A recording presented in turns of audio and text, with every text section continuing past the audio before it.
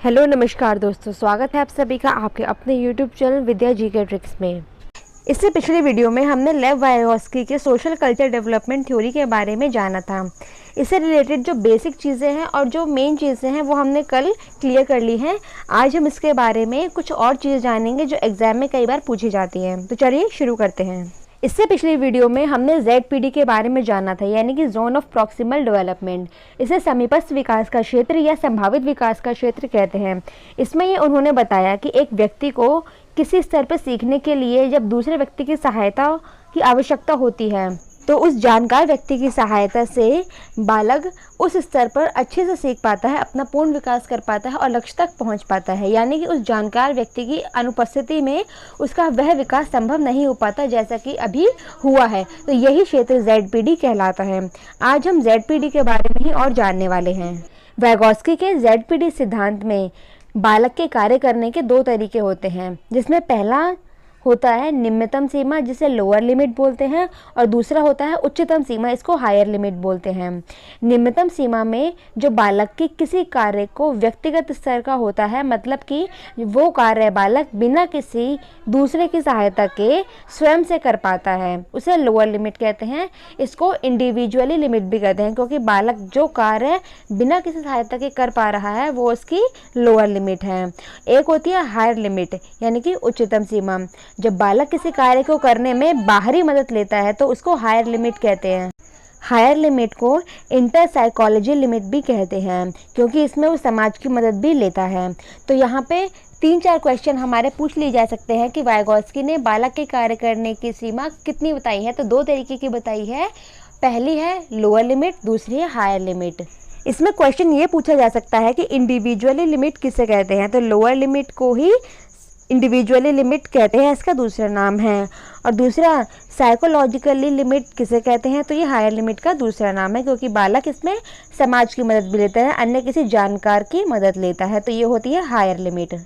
अब कुछ हम इंपॉर्टेंट पॉइंट्स करेंगे जो एग्जाम में डायरेक्टली पूछे जाते हैं। इनमें सबसे पहला है वाइगोत्स्की की थ्योरी को, यानी कि वाइगोत्स्की के सिद्धांत को सामाजिक सांस्कृतिक सिद्धांत भी कहते हैं। उनके अनुसार बालक का विकास समाज के द्वारा होता है। तो वाइगोत्स्की का नाम जहाँ भी आएगा वहाँ समाज शब्द हमें पकड़ना है। समाज शब्द अगर हमें किसी पॉइंट में मिल जाता है तो वो क्वेश्चन डायरेक्टली वाइगोत्स्की से ही रिलेटेड होगा, क्योंकि वाइगोत्स्की एक मेन साइकोलॉजिस्ट हैं और वो समाज को ही बालक के विकास का मुख्य केंद्र बिंदु मानते हैं। सेकंड बात है, सामाजिक अंतर्क्रिया के द्वारा बालक ज्ञान अनुभव को प्राप्त करता है। बालकों के विकास का महत्वपूर्ण आधार सामाजिक अंतर्क्रिया होता है, जिस पे अभी हमने डिस्कस किया। इसमें बालक का संज्ञानात्मक, शारीरिक व सामाजिक विकास होता है। वाइगोत्स्की ने यह भी कहा था कि बालक समाज के साथ अंतर्क्रिया के द्वारा ही विचारों या भाषा का विकास करता है, मतलब वह भाषा भी सामाजिक अंतर्क्रिया द्वारा ही सीखता है। तो सामाजिक अंतर्क्रिया को वाइगोत्स्की बहुत महत्वपूर्ण मानते हैं, यही उनके सिद्धांत का मुख्य केंद्र बिंदु है।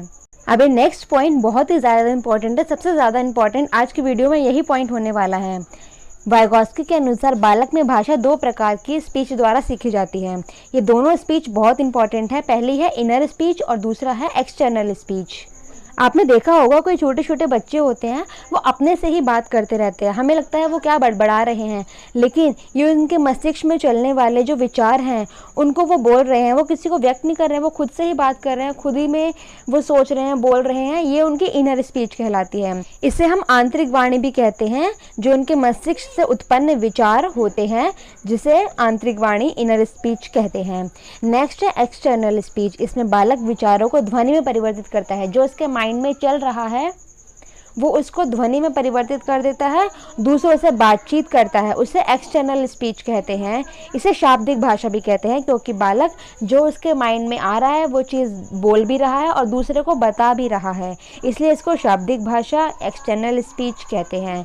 और जो बालक खुद से सोच रहा है, बोल रहा है, वो इनर स्पीच होती है। जो खुद से अंदर ही अंदर बात कर रहा है, वो खुद से प्रश्न पूछ रहा है, खुद उसका मन ही मन में समाधान कर रहा है, कुछ ना कुछ बोल रहा है, वो उसकी इनर स्पीच होती है। वाइगोत्स्की ऐसा कहते हैं कि बालक में पहले विचार आते हैं, फिर भाषा आती है, जबकि पियाजे इसका बिल्कुल विपरीत कहते हैं। वो कहते हैं कि पहले भाषा आती है, फिर विचार आते हैं। ये दोनों ही पॉइंट बहुत इंपॉर्टेंट है।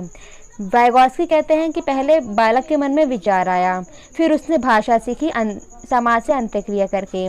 जबकि एक बड़े साइकोलॉजिस्ट हैं पियाजे, वो ऐसा कहते हैं कि पहले भाषा सीखता है बालक, फिर उसमें विचार आते हैं। तो दोनों ही बिल्कुल विपरीत हैं, हमें दोनों के ही पॉइंट को याद रखना है। वाइगॉस्की ने कहा पहले विचार फिर भाषा, उसके बाद पियाजे ने कहा पहले भाषा फिर विचार। इसे हम इस ट्रिक से याद कर सकते हैं कि वाइगॉस्की का अगर हम याद कर लें तो उसका उल्टा हम अपने आप कर लेंगे तो याद आ जाएगा। वाइगॉस्की में पहले व शब्द है, तो विचार में भी पहले व है, तो वाइगॉस्की और विचार। वाइगॉस्की कहते हैं पहले विचार फिर भाषा, पियाजे इसका विपरीत कर देंगे, पहले भाषा फिर विचार। दोनों का ही निष्कर्ष यही निकलता है कि विचार और भाषा एक दूसरे पर आधारित है। मतलब कि हम ये नहीं कह सकते कि पहले क्या आता है, क्योंकि जो हम सोचते हैं वह भी एक भाषा ही है। जो विचार आया वो एक कोई ना कोई भाषा ही थी, तभी वो विचार आया मन में। तो दोनों का निष्कर्ष हम यही निकालते हैं। ये विवाद बिल्कुल इसी तरह है कि पहले मुर्गी या फिर पहले अंडा। इस तरीके से ही ये दोनों बातें दोनों विपरीत चलती हैं, लेकिन हमें इसका ये मेन निष्कर्ष यही समझना है कि दोनों एक दूसरे पर आधारित हैं। इस वीडियो का लास्ट टॉपिक है हमारा कि जीन पियाजे और वाइगॉस्की ने बच्चे के खुद से बात करने को क्या क्या नाम दिया। तो जीन पियाजे ने इसे आत्म केंद्रित वार्ता, अहम केंद्रित वार्ता यानी कि ईगो सेंट्रिक स्पीच कहा है, जबकि वाइगॉस्की ने इसे निजी वार्ता, निजी संभाषण और व्यक्तिगत वार्ता यानी कि प्राइवेट स्पीच कहा है। कई बार क्वेश्चन पूछा जाता है कि ईगो सेंट्रिक स्पीच किसने कहा है, तो इसका आंसर होगा जीन पियाजे, और प्राइवेट स्पीच किसने कहा है, तो आंसर होगा वाइगॉस्की। तो आज हमने वाइगॉस्की के इस पूरे लेक्चर को अच्छे से समझ लिया है। इसके बाद हम एक और इम्पॉर्टेंट साइकोलॉजिस्ट के बारे में कल बात करेंगे। तो मिलते हैं नेक्स्ट वीडियो में। अगर आपको वीडियो पसंद आई है तो इसको ज़रूर लाइक करें, शेयर करें, सब्सक्राइब करें। बहुत बहुत धन्यवाद। Thank you. Bye bye.